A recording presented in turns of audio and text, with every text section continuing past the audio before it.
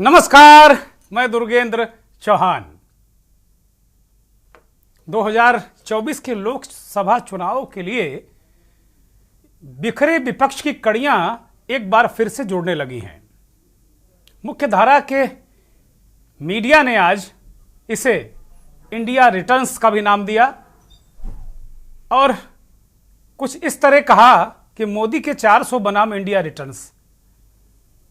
India वाले गठबंधन को लेकर जिस तरीके से बहुत बुरी बुरी खबरें आ रही थी, अब एक के बाद एक ये पहला शुभ समाचार उत्तर प्रदेश से आया, जहां अखिलेश यादव की पार्टी समाजवादी पार्टी ने कांग्रेस को 17 सीटें दे दी और बदले में राहुल गांधी ने भी मध्य प्रदेश में अखिलेश यादव का जो खोया सम्मान था उसे सूद ब्याज समेत लौटा दिया। सूद भी एक ही है, ब्याज भी एक ही है, कहने का तरीका अलग है। ब्याज समेत लौटा दिया अखिलेश यादव को राहुल गांधी ने। खजुराहो की एक लोकसभा सीट भी समाजवादी पार्टी को दी है। इससे बड़ा असर कम से कम 8-10 लोकसभा सीटों पर पड़ने की संभावना है, क्योंकि समाजवादी पार्टी का 4-5% वोट उत्तर प्रदेश से सटे इलाकों में है। मध्य प्रदेश में वहां की 29 में से 28 सीटों पर केवल कांग्रेस पार्टी लड़ेगी और एक सीट पर समाजवादी पार्टी। तो दो लड़कों की जोड़ी एक बार फिर उत्तर प्रदेश के मैदान में है।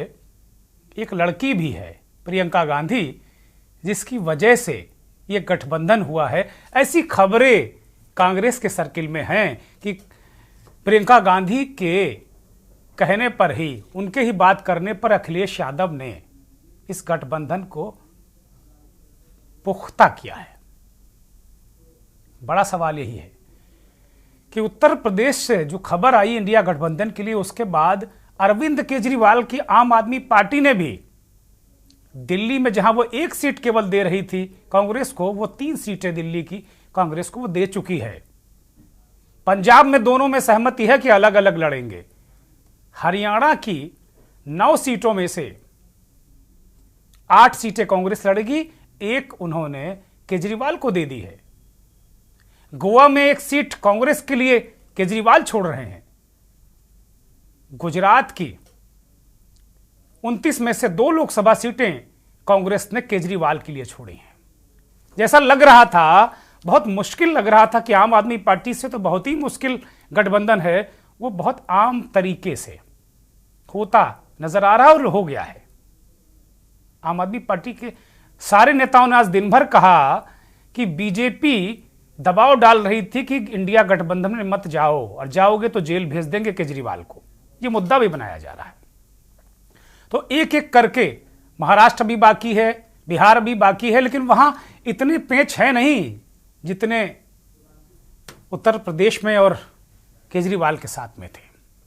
इस बीच और एक खबर, इसको आप अपने तरीके से इसका विश्लेषण करिए। कांग्रेस के अध्यक्ष मल्लिकार्जुन खड़गे को गृह मंत्रालय ने Z+ की सुरक्षा दे दी है। 58 कमांडो खड़गे जी के साथ में रहेंगे हमेशा। यह सिक्योरिटी गांधी परिवार को ही प्राप्त थी, वो भी अब पिछले 1-1.5 साल से किसी को नहीं, गांधी परिवार में भी। Z+ इसके भी अपने आप मायने लगाए जा रहे हैं। हालांकि ये खुफिया इनपुट के आधार पर उन्हें सिक्योरिटी दी गई, ऐसा कहा गया है। हर चीज के राजनीतिक मायने लगाए जाते हैं अगर चुनावों के आसपास इस तरह के निर्णय हों तो। लेकिन जो सबसे बड़ा राज्य है देश का, उत्तर प्रदेश, वहां पे विपक्षी दलों का एक साझा गठबंधन शक्ल ले चुका है।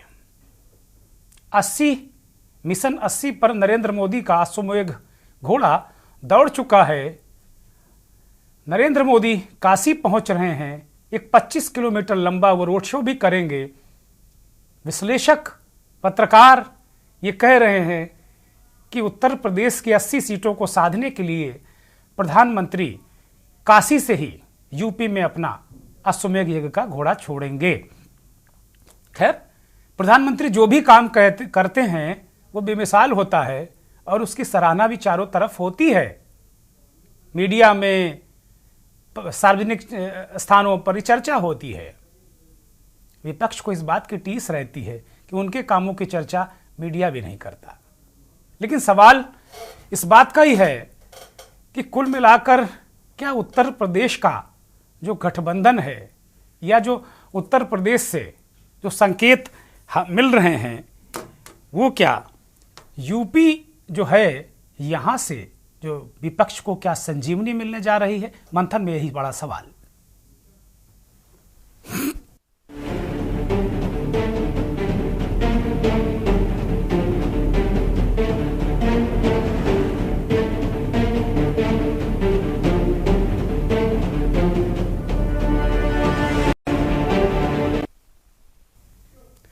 लगभग 8 माह के मंथन, इसे आप समुद्र मंथन भी कह सकते हैं।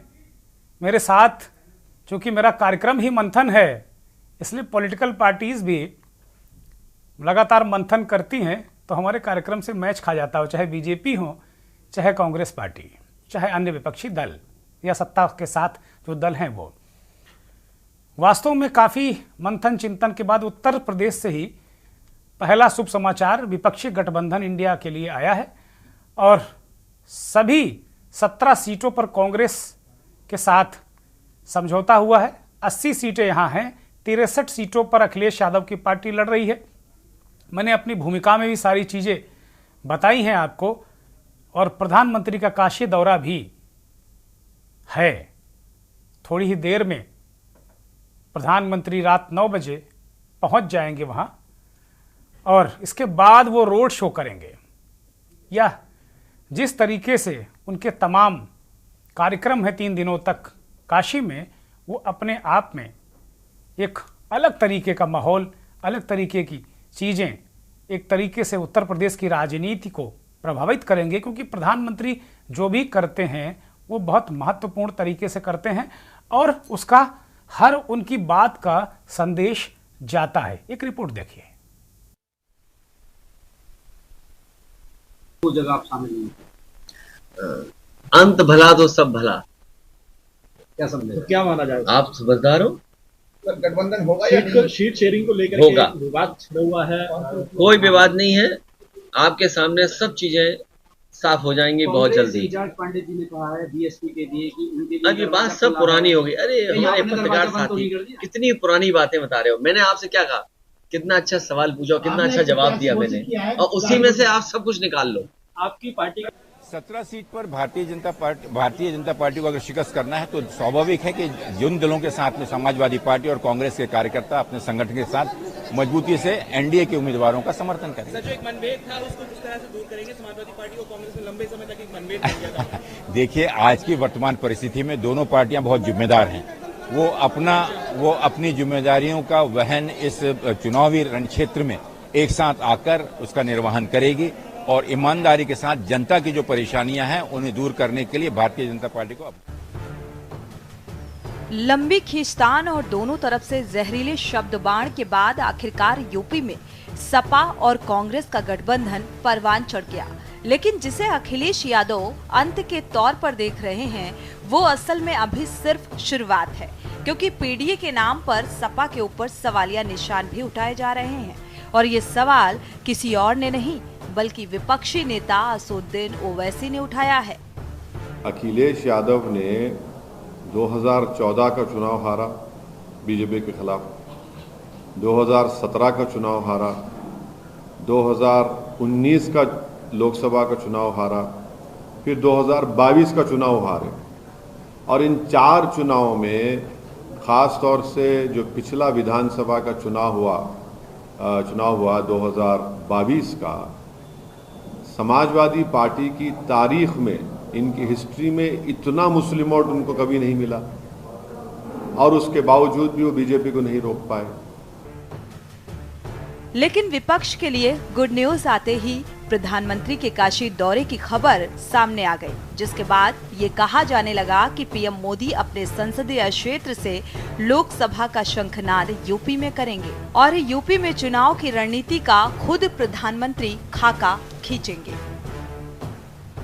वैसे अगर 2019 का यूपी में चुनावी नतीजे देखें तो कांग्रेस को केवल 1 सीट पर ही जीत हासिल हुई थी, जबकि एसपी-बीएसपी गठबंधन को 5 सीटें मिली थीं। लेकिन आज सबसे बड़ा सवाल है, क्या विपक्ष को सपा कांग्रेस के गठबंधन से संजीवनी मिलेगी? क्या प्रधानमंत्री मोदी की चुनावी रणनीति के आगे विपक्ष टिक पाएगा?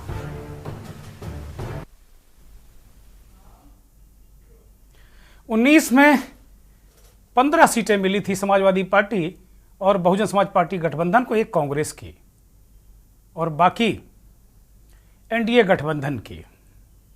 तो कुल मिलाकर अगर देखा जाए तो ये गठबंधन क्या एसपी-बीएसपी गठबंधन से ज़्यादा प्रभावी साबित होगा? क्या स्थितियां परिस्थितियां बनेंगी? क्योंकि 63 सीटों पर अखिलेश यादव के हिस्से में गई हैं, 17 सीटें कांग्रेस पार्टी के पास आई हैं और इसमें भी अखिलेश यादव अभी पूरी 63 पर नहीं लड़ेंगे, ऐसी खबरें हैं। बाबू सिंह कुशवाहा 2%, 3%, 4% वोट वाली जो कम्युनिटी हैं उनके नेताओं को अखिलेश यादव जोड़ रहे हैं। बाबू सिंह कुशवाहा बसपा से निकले नेता, कुशवाहा समाज के बड़े नेता उत्तर प्रदेश में, उनसे भी अखिलेश यादव की बातचीत चल रही। हो सकता है बाबू सिंह कुशवाहा, एक बार अखिलेश यादव उनकी पत्नी को चुनाव लड़ा चुके हैं अपने टिकट पर, तो इस बार हो सकता है कि बाबू सिंह कुशवाहा या उनकी पत्नी को एक बार फिर वो अखिलेश यादव समाजवादी पार्टी के टिकट पर कहीं से चुनाव लड़ाएं और बाबू सिंह कुशवाहा समाजवादी पार्टी और कांग्रेस गठबंधन के लिए पूरे प्रदेश में प्रचार करें और भी उनकी पार्टी भी गठबंधन का हिस्सा हो। इसी तरीके से पूर्वांचल में कुछ सीटों पर असर रखने वाले जनसत्ता दल के प्रमुख रघुराज प्रताप सिंह राजा भैया से भी समाजवादी पार्टी की बात बहुत अंतिम दौर में है। ये भी कहा जा रहा है कि राजा भैया भी समाजवादी पार्टी का समर्थन कर सकते हैं। हालांकि कुछ रणनीतिकार कह रहे हैं कि भारतीय जनता पार्टी के शीर्ष नेतृत्व ने राजा भैया को भाव नहीं दिया, इसलिए वो थोड़ा समाजवादी पार्टी के करीब जाकर एक डील करना चाहते हैं बीजेपी से। ये बातें भी सामने आई हैं। तो कुल मिलाकर अगर देखा जाए तो सबसे बड़ा सवाल यही है कि जो चीज़ें हैं अगर देखें तो 2014 में मोदी के उदय के बाद से उत्तर प्रदेश में विपक्ष एक तरीके से वेंटिलेटर पर चला गया। पूरा विपक्ष अगर लोकसभा के दृष्टिकोण से देखें और विधानसभा की दृष्टिकोण से भी 2017 के जो विधानसभा के नतीजे थे वो बड़े खतरनाक थे समाजवादी पार्टी के लिए, कांग्रेस पार्टी के लिए बहुत स्थितियां खराब थीं। उसके बाद भी एक तरीके से विपक्ष ने वापसी की। 2022 में अखिलेश यादव की 111 सीटें हैं, बाकी सपा बसपा कांग्रेस का भले ही मटिया मेट हो चुका है, समाजवादी पार्टी को छोड़कर बसपा और कांग्रेस का मटिया मेट हो चुका है समाजवादी पार्टी और उसके साथियों ने 111 सीटें उत्तर प्रदेश में जीती हैं।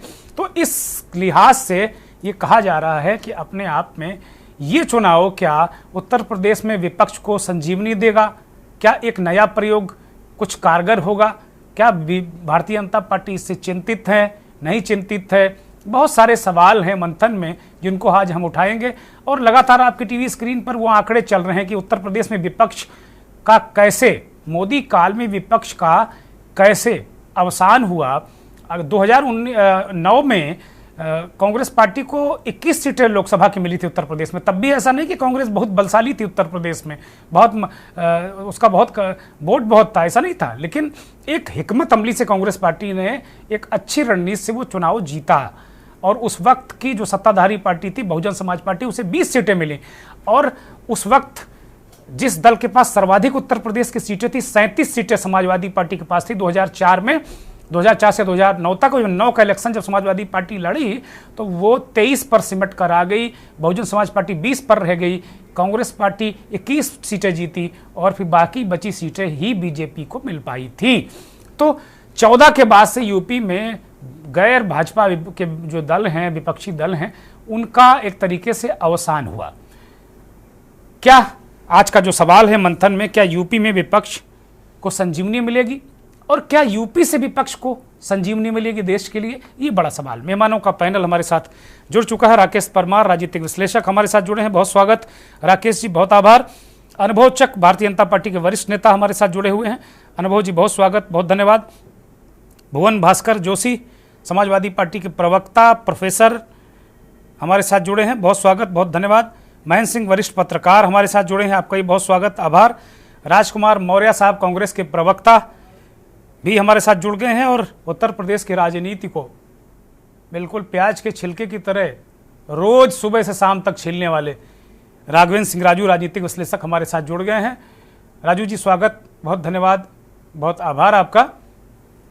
जोशी जी मुस्कुरा रहे हैं गठबंधन करके और कांग्रेस के मित्र भी बहुत प्रसन्न नजर आ रहे हैं।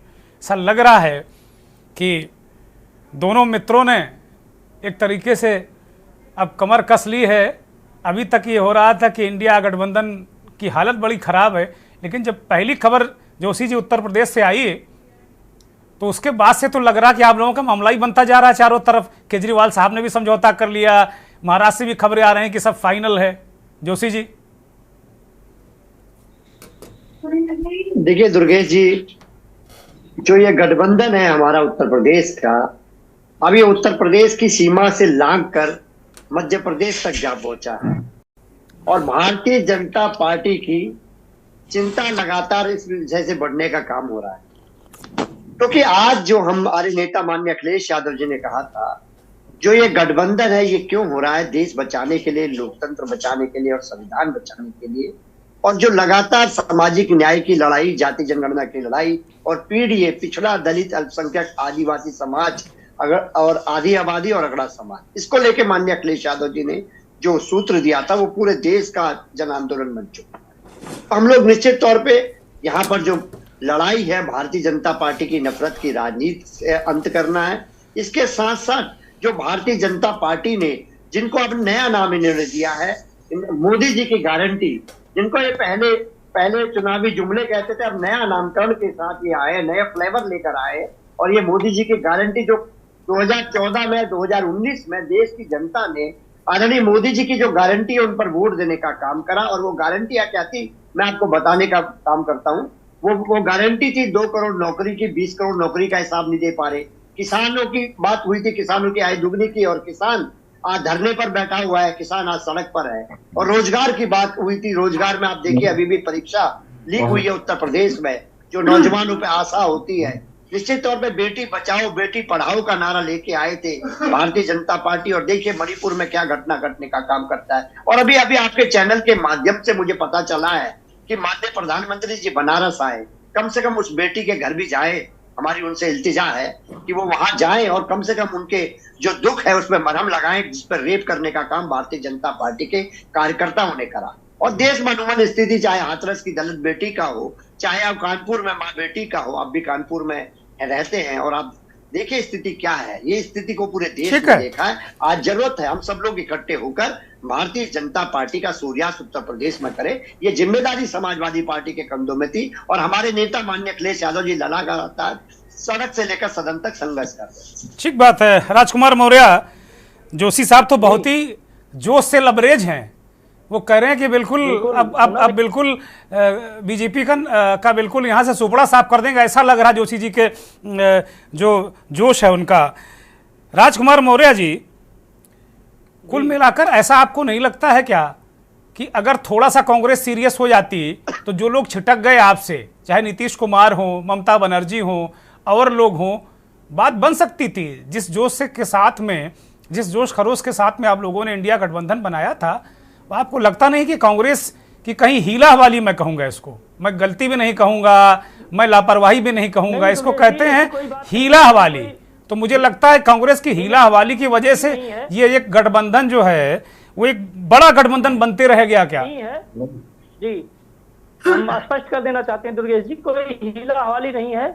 हमारा एक उद्देश्य है कि भाजपा को रोकना, यानी जो संविधान विरोधी ताकतें हैं, जो सामाजिक न्याय को नहीं मानती हैं, सामाजिक अन्याय कर रही हैं, इन चीजों को रोकना। इसके लिए हमने एक गठबंधन बनाया। हमारा एक मोटो क्लियर है, उसमें जो जो साथ आना चाहते थे उनका स्वागत है। ममता जी भी आना चाहती थी बिहार में, नीतीश जी तो ये समझिए एक प्रकार से मुखिया ही थे परिवार के, लेकिन उनको कहीं कहीं से भारतीय जनता पार्टी ने जो है ईडी, सीबीआई और तमाम तरीके के डर दिखाकर, तमाम तरीके के अपने तरीके से डराया। लेकिन देखिए जो मजबूत साथी हैं, तेजस्वी जी हैं, अखिलेश जी हैं और हमारे राहुल गांधी जी कितनी निडरता के साथ जो है मुकाबला कर रहे हैं। मामूली बात नहीं है, जनता देख रही है इन सब चीजों को। आपने चंडीगढ़ में देखा, हमारी आवाज आ रही है दुर्गेश जी? लगातार धड़ल्ले से बोलिए, जनता सुन रही है आपको, बोलिए। जी ठीक, वही तो आपने देखा चंडीगढ़ में क्या हुआ था, सरेआम लोकतंत्र की हत्या की गई। कौन जिम्मेदार है? सीधा सीधा भाजपा जिम्मेदार है, भाजपा के नेता जिम्मेदार है। तो इस तरीके से जनता देख रही है कि क्या हो रहा है देश में, उनका देश किस तरीके से कुछ। अरे मौर्य जी, यूपी में कैसे सम्मानजनक सीटें लाओगे ये बताओ हमको। ये तो जर्नल बातें ठीक हैं, अच्छी लगती है सुनने में, और आप दोनों के चेहरे खिले हुए देखकर मुझे अच्छा लग रहा है। ऐसे जब डिबेट में आते थे कांग्रेस के साथी बड़े निराश नजर आते थे, समाजवादी पार्टी वाले भी बिखरे अजीब सी अजब गजब बातें किया करते थे, लेकिन आज अच्छा लग रहा कम से कम। आप बुलाए हैं, बोलने दीजिए, सारा आप ही बोल देंगे तो हम लोग ना ये राजनीतिक दलों की बड़ी खराब परंपरा है। आप लोग पत्रकारों का मुंह पकड़ने लगते हैं, कृपा करके नहीं, बिल्कुल नहीं। ये मेरा विशेषाधिकार है। मैं पार्टी से मैं अपने चैनल से तनख्वाह लेता हूं, आपकी पार्टियों से नहीं, चाहे भाजपा हो, कांग्रेस हो, समाजवादी पार्टी हो। तो मुझे भी मेरा कर्म करने दीजिए। अब मैंने आपको पूरा मौका दिया, अब भाषण देने के लिए तो ये मंच नहीं है। बोल लीजिए। नहीं ठीक है, बोलिए। देखिए, हम सीधा बता रहे हैं कि इसमें कोई हमारी क्या औकात है, या कांग्रेस की या सपा की क्या औकात है कि ये सारी सीटें जीत लें। ये देश की जनता तय करेगी।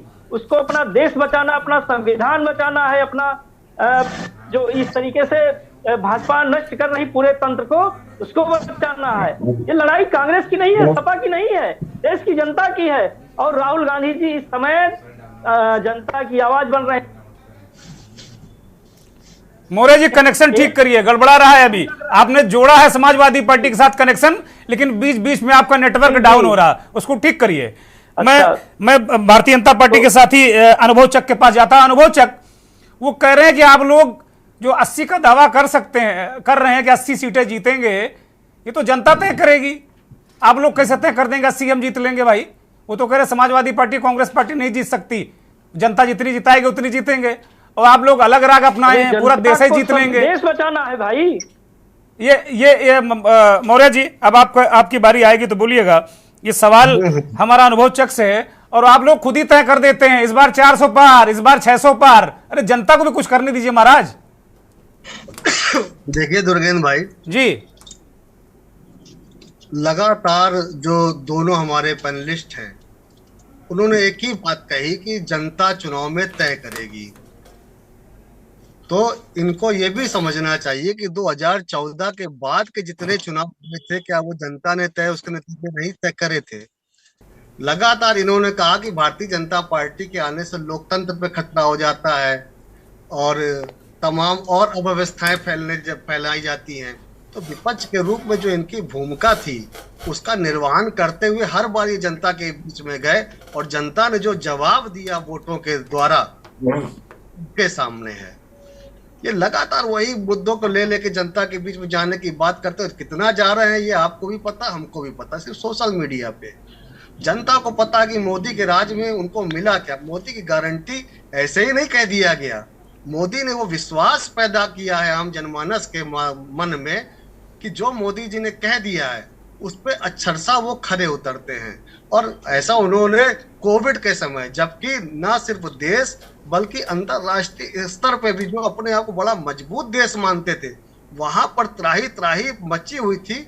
उस समय भी देश के अंदर जिस तरीके से आम जनमानस के घरों के तक भी राशन पहुंचाने का काम किया गया, भूख की वजह से कोई मौत नहीं होने दी गई, और उनकी अपेक्षा हमारे देश की आर्थिक स्थिति कमजोर होने के बाद निःशुल्क जो यहाँ पे कोविड के टीके लगाए गए हैं, उस तरीके का काम किसी भी देश की सरकार ने नहीं करा है। तो मोदी जी ने ये जो विश्वास पैदा करा है, इसलिए मोदी जी खुल के ये कहते हैं कि मोदी की गारंटी। किसी और पार्टी के नेता में ये साहस है क्या? राहुल गांधी कह के दिखाए राहुल गांधी की गारंटी, या किसी और पार्टी के नेता अखिलेश यादव कह के दिखाएं कि अखिलेश यादव गारंटी। उनको पता है कि हमारा नाम जुड़ते ही इसमें भ्रष्टाचार की महक आने लगेगी, जनता समझ जाएगी इनका नाम जुड़ा है, तो जो ये गारंटी दे रहे हैं इसमें कितना % इनके पार्टी के नेताओं के पास पहुंचेगा, दुर्गेश जी काउंटर दे दीजिएगा, लाभ मिलेगा, ये जनता को पता है।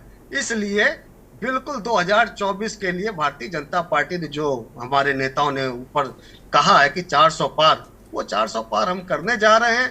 ये लोग आपस में खुश होते रहे कि हमारा गठबंधन हो गया है। हमें पता है कि गठबंधन जो हमारा जनता के साथ है, और जनता मोदी जी के शासन में बहुत अपने आप को सुरक्षित और विकसित होते हुए देख रही है, और वो जनता भारतीय जनता पार्टी ठीक है अनुभव भाई, ठीक है अनुभव भाई, मुझे एक ब्रेक पर जाना है, मैं ब्रेक ले रहा हूं। जब ब्रेक से लौटेंगे तो ये जानने की कोशिश करेंगे, क्योंकि बीजेपी के साथी ये कह रहे हैं कि एक तरफ मोदी की गारंटी है और दूसरी तरफ जब अखिलेश या राहुल कोई गारंटी की बात अगर करते भी हैं तो फिर ये भ्रष्टाचार की गारंटी है। एक ब्रेक ले रहा हूं। आप देख रहे हैं के न्यूज, खबरों का सारथी।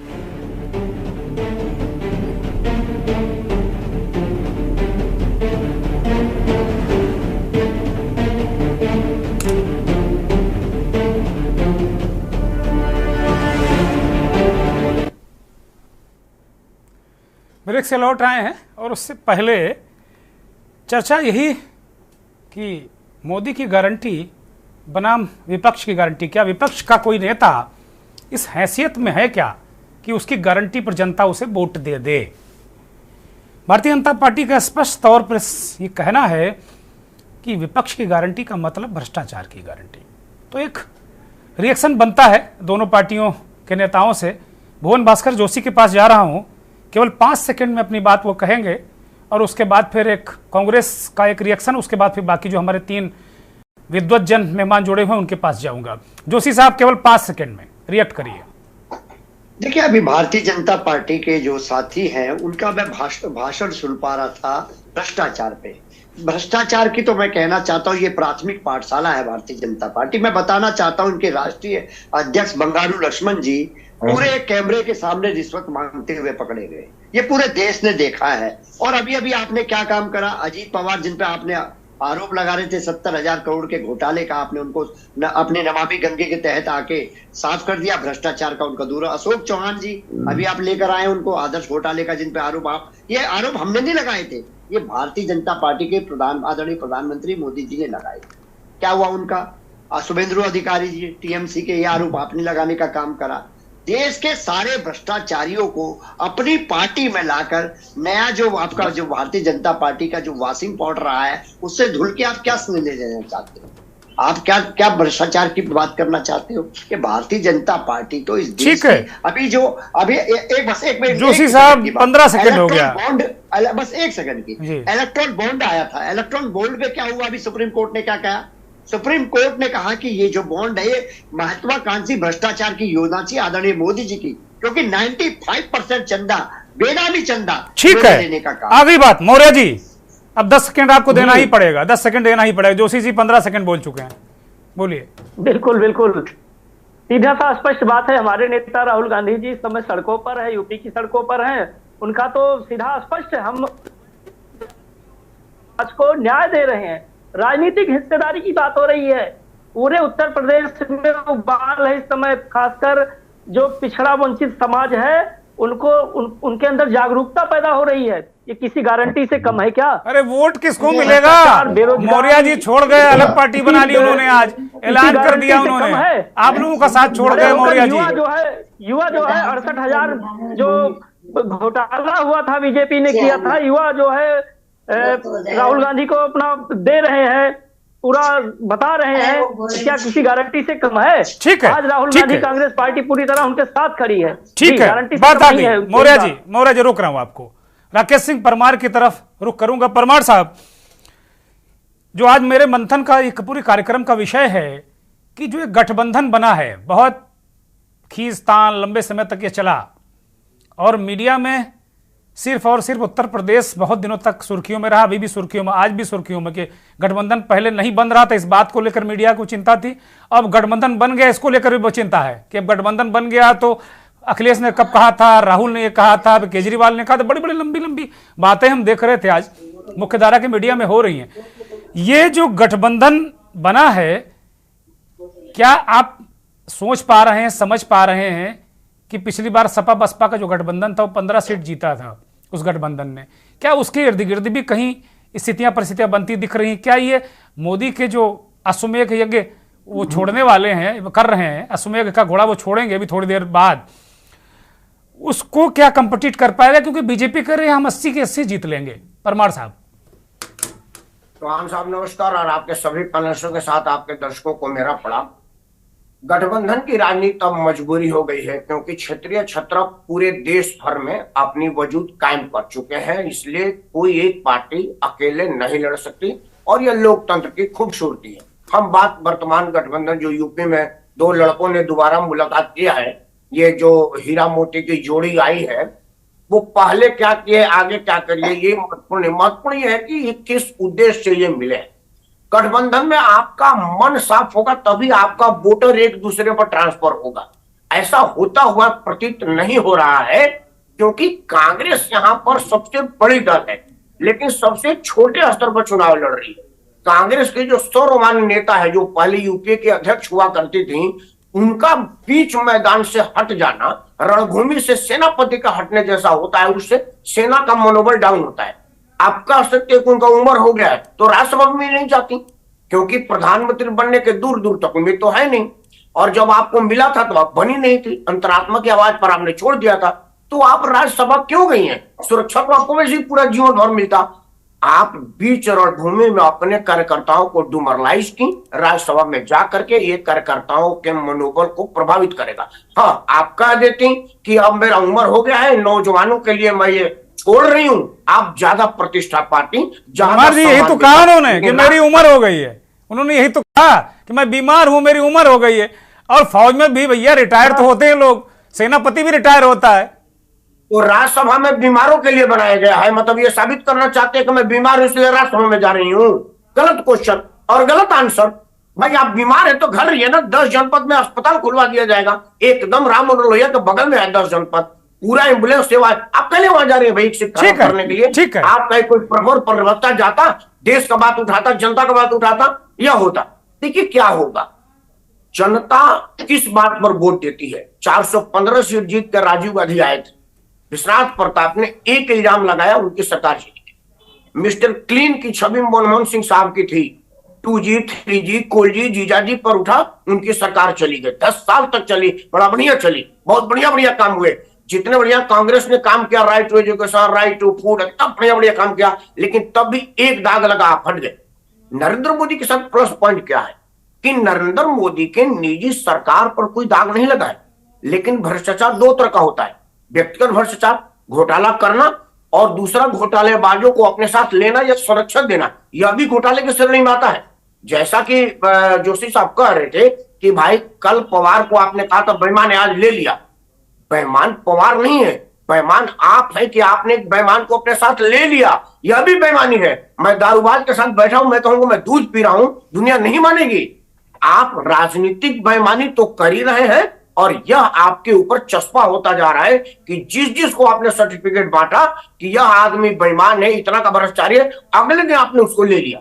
राजनीतिक दल के लोगों को आपके विरुद्ध प्रश्न उठाने का मौका मिला। अगर आप परमार साहब, इन सबके बावजूद मोदी जी धड़ाधड़ चुनाव जीतते जा रहे हैं, इस देश की जनता को दिख नहीं रहा क्या?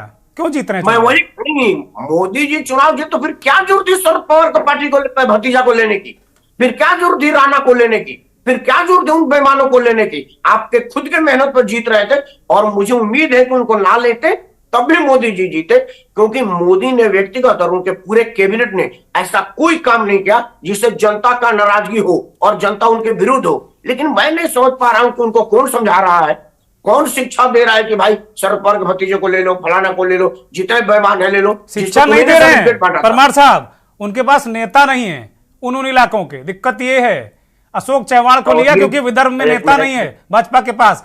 वो बहुत अच्छे पॉलिटिकल मैनेजर हैं, वो ये नहीं देखते हैं, वो उनको सरकार बनानी है, उनको देश चलाना है। बड़े उद्देश्य के लिए छोटे छोटे समझौते होते हैं। मुझे लगता है ऐसा ही सोच रहे होगी भाजपा। चौहान साहब, फिर आप कहिए ना कि मैं पार्टी में डिफरेंस नहीं, मैं भी वही हूं। आप भाई उन्होंने कहा लोकसभा में, उन्होंने कहा जब परिवारवाद पे घेरा कांग्रेस ने, तो उन्होंने कहा कि भाई एक नेता के 10 बच्चे आ जाए राजनीति में, हमें कोई दिक्कत नहीं, लेकिन अगर पार्टी अखिलेश यादव चलाएंगे तो हमें दिक्कत है। उन्होंने कहा इस बात को लोकसभा में कहा। बिल्कुल ठीक है, भाजपा का परिवारवाद नहीं है, क्योंकि उसका परिवार का कोई सदस्य इस स्थिति में नहीं है कोई निर्णय लेगा कि टिकट किसको मिलेगा, उसको खुद टिकट मिलेगा। मोदी जी ने यही कहा कि अगर कोई सोशल काम, किसी नेता का बच्चा, 10 बच्चे उसके हैं, 10 अच्छा काम करते हैं, स्वागत है, लेकिन वो टिकट नहीं तय करेंगे। ये भाजपा का लोकतंत्र है। मैं कह रहा हूं कि यह परिवारवाद नहीं है, यह तो लोकतंत्र में अधिकार है। भाई मैं काम करूंगा, मुझे टिकट नहीं लगे, लेकिन और जो परिवारवाद है, जैसे समाजवादी पार्टी है, बहुजन समाज पार्टी है या कांग्रेस पार्टी है, उसका परिवार डिसाइड करता है कि किसको क्या बनना है। यह परिवारवाद है और यह परिवारवाद घातक है और इस परिवारवाद का इंडोर्स नहीं होगा। परिवारवाद की परिभाषा भी अलग अलग है। मैं महेंद्र सिंह के पास जाऊंगा, खैर मैं परिवारवाद पर डिबेट नहीं करूंगा। अब आज चूंकि मेरा मुख्य विषय है कि मैं जोशी साहब आऊंगा आपके पास, अभी चूंकि सारे लोगों के पास मैं जा नहीं पाया हूं। महेंद्र सिंह जी, उत्तर प्रदेश एक बहुत महत्वपूर्ण राज्य है और आपको सब पता है कि सारे लोग इस बात को कहते हैं कि जो यूपी जीता वो देश जीत जाता है, देश में उसी की सरकार होती है। ज्यादातर प्रधानमंत्री उत्तर प्रदेश से हैं। बहुत सारे देश के नेताओं को ये दिक्कत भी है कि सारे प्रधानमंत्री उत्तर प्रदेश से होते हैं और जो यूपी से नहीं होते दूसरे राज्यों से आके यहाँ चुनाव लड़के प्रधानमंत्री होते हैं। यूपी की मिट्टी का ये प्रभाव है। लेकिन ये गठबंधन क्या विपक्ष को संजीवनी दे पाएगा? क्या समझ रहे हैं आप इसे? सही कह रहे हैं दुर्गेश जी। दरअसल यूपी, इस पूरे जो इंडिया ब्लॉक का जो गठबंधन था, इस पे यूपी पे ही नजर थी और आते आते काफी देर कर दी इन्होंने। आरएलडी चली गई। आरएलडी का पश्चिम उत्तर प्रदेश में काफी प्रभाव है, खासतौर पे आगरा मथुरा तक, अगर बागपत से लेकर जाए इधर। और एक अच्छा कॉम्बिनेशन बनता था कि जाट, गुज्जर, मुसलमान और यादव वोट और तमाम ओबीसी वोट, और अगर ये तीनों का एक साथ होता, आरएलडी, कांग्रेस और समाजवादी पार्टी, तो इसका कुछ रूप अलग होता। आज हम लोग जो कह रहे हैं कि कितनी सीटें लेके आ पाएंगे या कुछ चेंज कर पाएंगे, थोड़ा सा मुश्किल है। कांग्रेस की मैं सीटें देख रहा था, जो 17 सीटें उन्होंने चुनी, उसमें 6-7 ऐसी सीटें हैं जिसपे तो कोई भी कह देगा कि यहाँ पे कुछ होने वाला नहीं है, और 1-2 सीटें हैं इनकी जो वो निकाल सकते हैं। बहुत ज्यादा फर्क नहीं पड़ने वाला है, क्योंकि 2 चीजें हैं, समाजवादी पार्टी और कांग्रेस। अगर विधानसभा चुनाव देखें तो वो सारे नतीजे सबको मालूम है कि ट्रांसफर वोट बहुत कम हो पाते हैं। हाँ, आरएलडी के साथ में अगर समाजवादी पार्टी होती तो थोड़ा सा फर्क पड़ता इसका। और दूसरी चीज ये है कि एक टैगलाइन जो चला दी है मोदी ने, मोदी की गारंटी। कई बार चुनाव में टैगलाइन का बड़ा फर्क पड़ता है। टैगलाइन लोगों की जुबान पे आ जाती है, और वो जुबान पे जब आ जाती है तो आप कुछ भी कर लीजिए वो फिर बदल नहीं पाती, वो माइंडसेट चेंज हो जाता है। तो मोदी की गारंटी, ये टैगलाइन चल गई है। एक दूसरा कि बीजेपी की स्ट्रेटजी है, और स्ट्रेटजी यूपी पे बहुत ज्यादा फोकस्ड है, बूथ लेवल पे फोकस्ड है उनकी। तो उस स्ट्रेटजी को ये काउंटर करने के लिए ना बहुत दिन कर दिए। अभी सीट बंटवारा हुआ, अगले हफ्ते चुनाव आयोग घोषणा कर देगा चुनाव की, तो ये लोग ना तो कॉमन मिनिमम प्रोग्राम बना पाए, ना कोई एजेंडा बना पाए, ना ही मोदी को काउंटर करने के लिए जो मुद्दे हैं, बहुत सारे मुद्दे हैं इस गवर्नमेंट में, बहुत सारे मुद्दे, बहुत नाराजगी है, लेकिन उस नाराजगी को क्या ये गठबंधन अपने एजेंडे में ला पा रहा? नहीं ला। अब भ्रष्टाचार की बात ज्यादातर उठाते हैं राहुल गांधी जी। भ्रष्टाचार मुद्दा इंडियन पॉलिटिकल सिस्टम में नहीं चल रहा, कई सालों से नहीं चल रहा है। उस मुद्दे में कोई दम नहीं। बेरोजगारी का मुद्दा बहुत बड़ा मुद्दा है, महंगाई का मुद्दा बहुत बड़ा मुद्दा है, कारोबार का मुद्दा, जो व्यापार बहुत खराब स्थिति में चल रहा है, वो उस मुद्दे को, महिलाओं के मुद्दे को नहीं उठा पा रहे हैं जिस जोरदार तरीके से उठाना चाहिए। तो एक तो कॉमन मिनिमम प्रोग्राम नहीं है, एजेंडा नहीं है, नेता नहीं है, टैगलाइन नहीं है, लोगों को मोबिलाइज करने की क्षमता नहीं है, बहुत लेट कर दिया इन लोगों ने। तो ये बहुत सारे ऐसे कारण हैं जिसकी वजह से ये कहा जा सकता है कि बहुत ज्यादा कुछ चमत्कार यहाँ होने की उम्मीद नहीं। 18-19% समाजवादी पार्टी का वोट बैंक है, और अब आप सोचिए उसको कितना बढ़ा पाएंगे। नहीं, लोकसभा में आपकी बात सही है कि 18-19% वोट बैंक है समाजवादी पार्टी का, लेकिन विधानसभा में तो सर्वाधिक वोट बैंक उनका है। अगर भाजपा के बाद देखें तो 33% वोट मिला है उनको। लेकिन ये इतिहास में समाजवादी पार्टी को कभी इतना वोट नहीं मिला है। हाँ, जब भी लोकसभा के चुनाव होते हैं दुर्गेश जी, तो उसमें बेसिकली वो समाजवादी, मतलब वो जो विधानसभा वाले आंकड़े हैं वो काम नहीं करते, बिल्कुल नहीं काम करते। हम सहमत हैं इस बात से, हम सहमत हैं कि विधानसभा वाले आंकड़े काम नहीं करते। बिल्कुल सहमत हैं, बिल्कुल सहमत। यही अभी फोकस मोदी और मोदी के प्रोग्राम और मोदी की स्ट्रेटजी, मोदी की जो बूथ लेवल तक स्ट्रेटजी और जो एजेंडा सेट करने की, बहुत तेजी से वो एजेंडा सेट करते हैं, उसके ये एक को फॉलो करते हैं, दूसरा उनका सेट हो जाता है एजेंडा। तो ये एक उस तेजी से नहीं कर पा रहे हैं काम। अगर यही 1 महीने पहले इनका तय हो जाता, कॉमन मिनिमम प्रोग्राम तय हो जाता है। नहीं, अब तो मेरा मानना है कि वो स्थिति रही नहीं। अब कोई एक ओवरऑल इंडिया गठबंधन जैसी कोई चीज रही नहीं। अब मुझे ऐसा लग रहा है कि आप देखिए, बिहार में जो उनका स्वाभाविक एलाई है वो मिलकर लड़ रहे हैं, महाराष्ट्र में उनके जो स्वाभाविक एलाई हैं वो मिलकर लड़ रहे हैं, केजरीवाल एक नए एलाई के रूप में मजबूती के साथ खड़े हैं, ये उपलब्धि है विपक्षी नेताओं की। अखिलेश यादव पुराने एलाई हैं, वो भी साथ में आ गए। तो अब कोई ऐसा नहीं कि कोई इंडिया का होल नेता होने जा रहा है, कोई कॉमन मिनिमम प्रोग्राम हो जाए, मुझे नहीं लगता ऐसा होने जा रहा है। और जो केजरीवाल जी है ये बहुत बड़े एलाई नहीं, पंजाब में वो सीट दे नहीं रहे, दिल्ली में जो 7 सीटों का है वो 7 सीटों से क्या कुछ होने वाला है, गुजरात में 1-2 सीट केजरीवाल को मिल जाएगी उसके अगेंस्ट, तो कोई बहुत बड़ा फर्क दिल्ली राज्य से होने वाला नहीं है। तो केजरीवाल का कोई इम्पैक्ट ऑल इंडिया में हुआ है नहीं।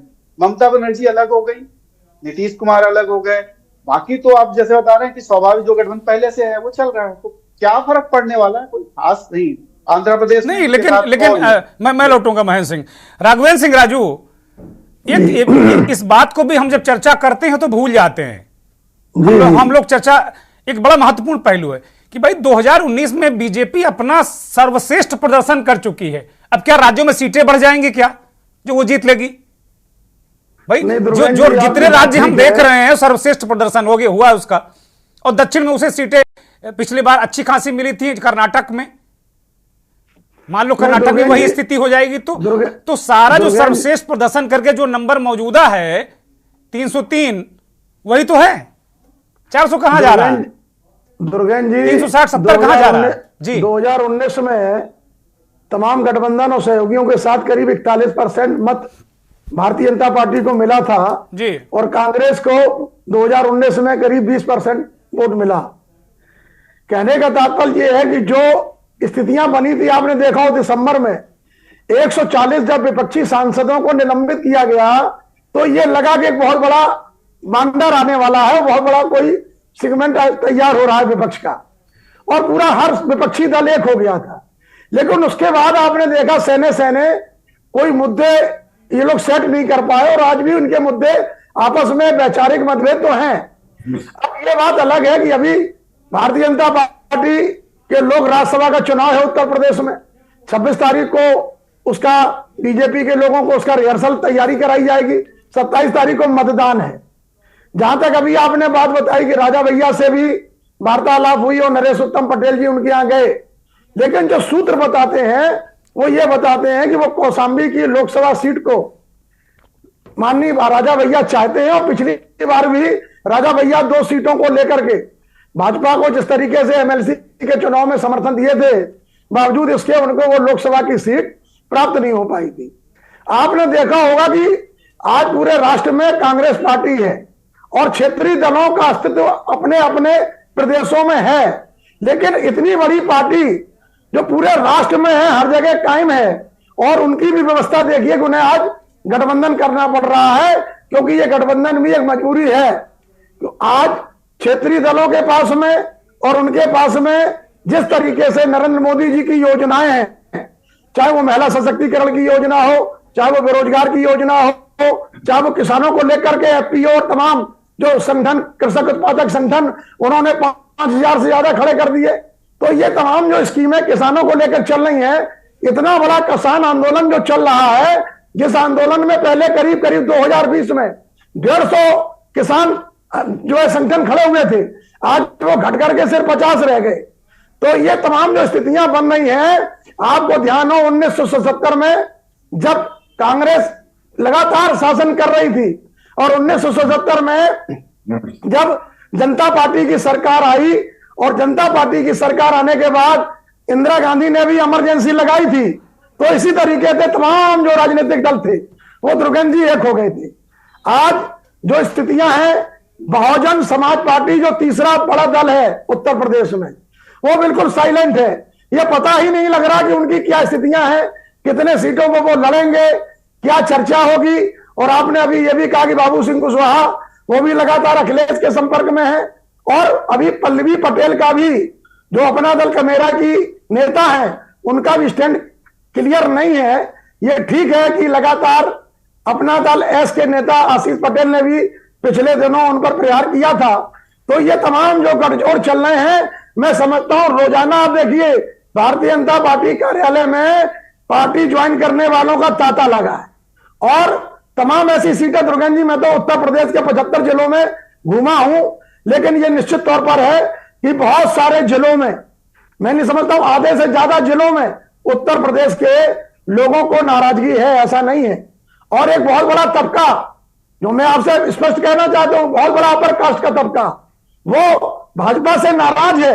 लेकिन आज ओबीसी और बैकवर्ड की राजनीति है, लेकिन यह निश्चित तौर पर है कि भारतीय जनता पार्टी इस बार कोई भी मौका देना नहीं चाहती और अखिलेश को, अखिलेश के गढ़ में जो उनका समाजवादी पार्टी का गढ़ है, उस किले को ध्वस्त करने के लिए वो ऐसा चक्रव्यूह बना रही है कि जब आपने देखा हो एक बार मैनपुरी के जब चुनाव हुआ था और रुपदेव सिंह चौहान जो भोगांव के पूर्व विधायक थे, और वो जब मुलायम सिंह के खिलाफ जो है चुनाव लड़े थे, और आपने देखा कि किस तरीके से फिर बाद में रिकाउंटिंग हुई, भले मुलायम सिंह वहां चुनाव जीते, लेकिन जो स्थितियां थी, करीब करीब 3.5 लाख मत मैनपुरी में क्षत्रियों का है।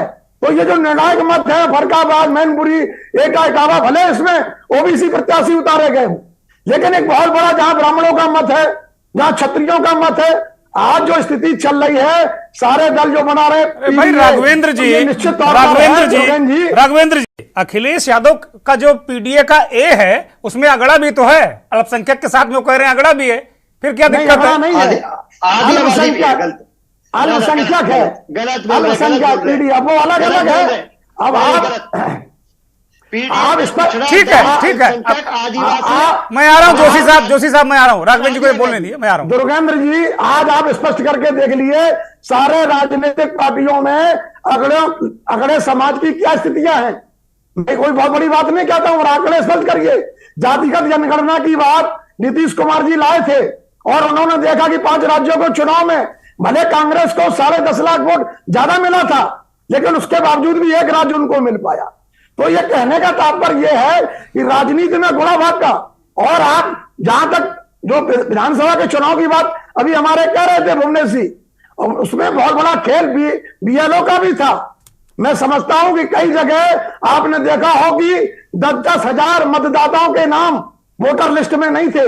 ये तमाम गड़बड़ियां जो थी, ये ठीक है कि किसका आंकड़ा बनता, कौन जीतता कौन हारता, मैं किसी पार्टी का पक्ष नहीं रख रहा हूं, लेकिन जहां तक नीतिगत बात है कि समाज में सभी वर्गों का सामंजस्य स्थापित होना चाहिए। राजनीति का मतलब सेवा नीति है, और आप अगर स्पष्ट स्थिति रखते हैं कि अपर कास्ट के प्रति, ठीक है राघवेंद्र जी, आपने बहन जी ने कह दिया कि भाई और बहुजन समाज पार्टी भी आज स्पष्ट नहीं कर रही है कि उनका आखिरकार कहीं आंतरिक जो है मामला भाजपा के साथ तो कोई चीज नहीं उनके साथ तय हो रही है।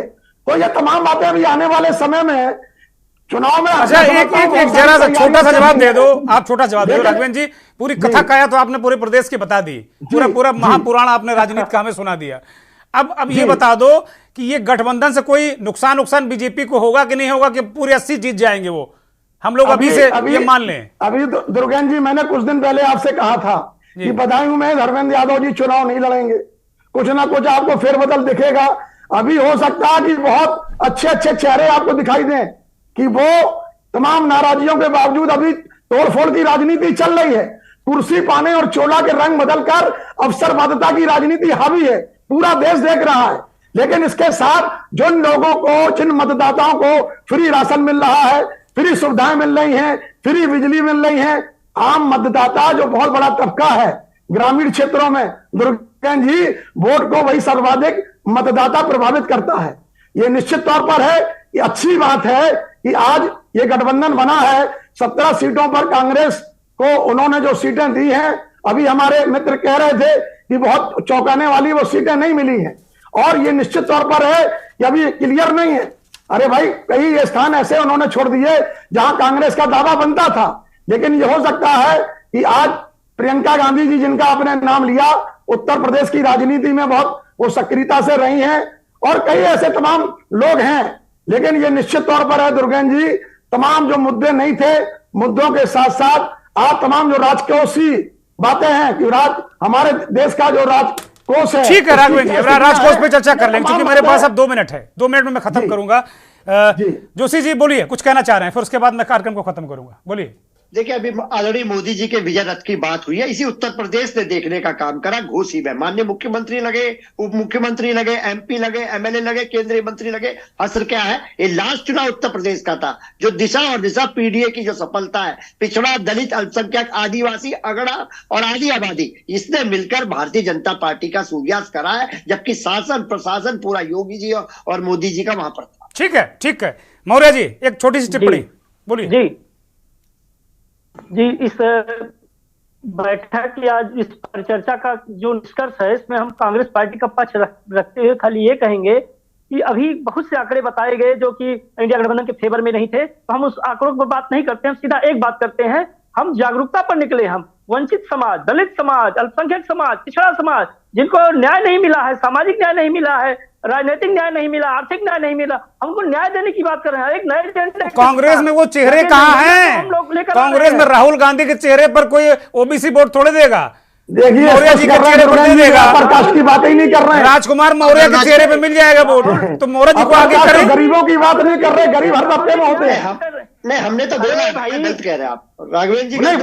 ठीक है, मैं आ रहा हूँ। ठीक है, ठीक है, आपस में चर्चा मत करें, कृपया शांत हो जाए। अब एक छोटी सी, मौर्य जी उनका हिस्सा ऑलरेडी है। मौर्य जी हो गया प्लीज। समाज है, उसकी बात कर रहे हैं। वंचित समाज जो छूट गया था, उनको हमें हिस्सेदारी। अब वक्त नहीं है मेरे पास, मैं कार्यक्रम को खत्म कर रहा हूं। अनुभवचक एक छोटी सी टिप्पणी, मैं कार्यक्रम को खत्म करूंगा। अनुभवचक भाई, बहुत संक्षिप्त में अपनी बात रखना चाहता हूं। जब आपने पूछा मोदी गारंटी की तरह क्या विपक्ष के किसी नेता में दम है कि उनके नाम की गारंटी दे सके, तो हमारे समाजवादी पार्टी, कांग्रेस पार्टी के नेता इधर उधर की बातें करते रहे, लेकिन नाम नहीं बता पाए। दूसरे जो पिछड़ा स्पष्ट हमने कहा कि राहुल गांधी जी हमारे नेता सड़कों पर है। अरे भाई, अब ठीक है मौर्य जी, आपकी बारी हो गई। अब उनको भी बोलने दो भाई, वो सराफत से सुन रहे हैं आपको, बोलने दीजिए। पिछड़ा तो आदिवासी अभी भी संपन्न नहीं हो पाया, तो उसका कारक कौन है? यही तो उसके कारक है। 50 साल सत्ता में तो यही थे, 16 साल। ठीक बात है, बहुत शुक्रिया, बड़ी महत्वपूर्ण बात है भाई। आपको कर देना चाहिए था, नहीं कर पाए। ठीक है, बहुत शुक्रिया सभी मेहमानों का। राकेश परमार साहब, अनुभवचक, वरुण भास्कर, जोशी साहब, महेंद्र सिंह जी, राजकुमार मौर्य और राघवेंद्र सिंह राजू, आपका भी बहुत धन्यवाद। बहुत आभार उन करोड़ों दर्शकों का जो के न्यूज को देखते हैं, हमारे इस खास कार्यक्रम मंथन को देखते हैं और अपना आशीर्वाद देते हैं। वास्तव में दिलचस्प मुकाबला है। 2009 में भी ऐसा लग रहा था, समाजवादी पार्टी 4 सीटें देने को तैयार नहीं थी कांग्रेस पार्टी को, और उस वक्त ऐसा भी नहीं था कि कांग्रेस पार्टी बहुत महाबलशाली बलवान पार्टी थी, लेकिन उसने 21 सीटें जीती थी उस वक्त। तो एकदम किसी गठबंधन या किसी वर्ग के मतदाता को आप इनकार नहीं कर सकते या उसको नकार नहीं सकते, लेकिन वो दौर अलग था, ये दौर अलग है, ये मोदी काल है। बहुत बहुत धन्यवाद।